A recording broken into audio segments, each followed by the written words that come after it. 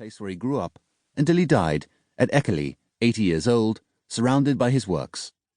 The constant activity which painting was for him can be divided into different phases, the first being his apprentice years, during which he painted himself into tradition, initially by producing youthfully clumsy landscapes and portraits, followed surprisingly quickly by confident and good paintings, culminating in a qualitative break which was also his first masterpiece, The Sick Child, in 1885-6.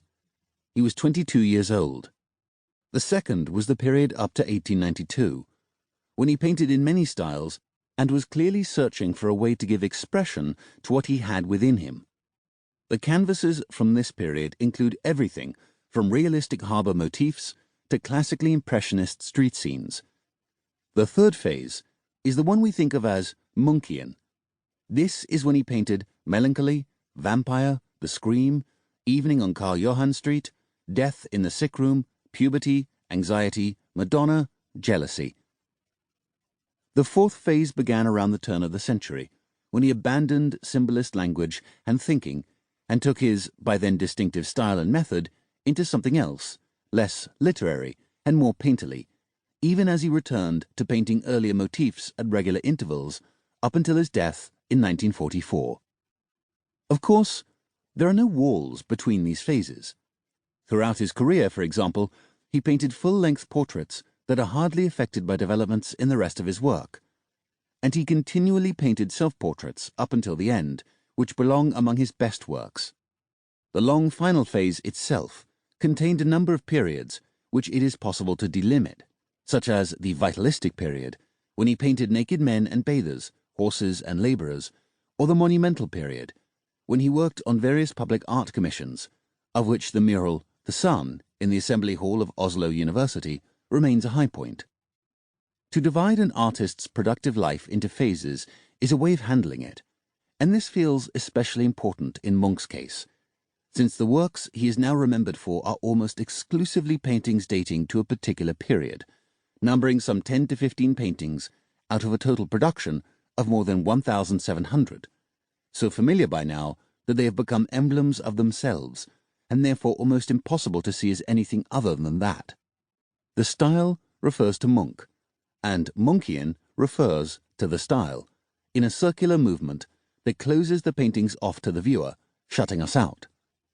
That movement belongs to modernity, the age of reproduction, along with Van Gogh's sunflowers and Manet's water lily ponds, Picasso's Guernica and Matisse's dancing women.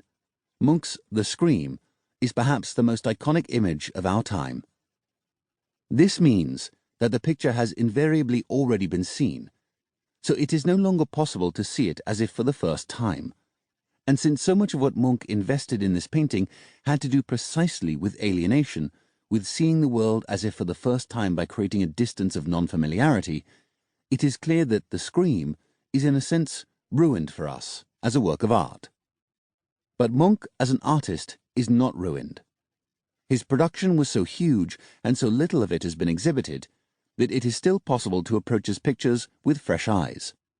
And by not focusing exclusively on his masterpieces, by not stopping at them, but rather seeing them as stations along a more than 60-year-long continual search for meaning, a continual exploration of the world through painting, full of failure, fumbling and banality, but also of wildness, audacity and triumph, perhaps The Scream, too, will come into its own as a work of art.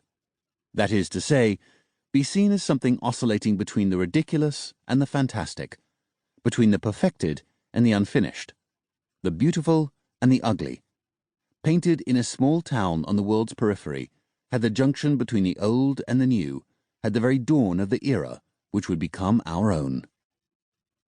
As a person, Munch was emotional, nervous and self-absorbed, and as an artist he was lucky in that he was noticed at the very beginning of his career and was helped in ways that fairly quickly locked him into painting, which at first was as much a way of being seen as a way of seeing, and which eventually became a way of life, the only one he knew. He never did anything other than paint. He never held a job, he didn't found a family, and he hardly spent any time on the practical matters which a life is usually full of. So in many ways, Munch's life was extreme.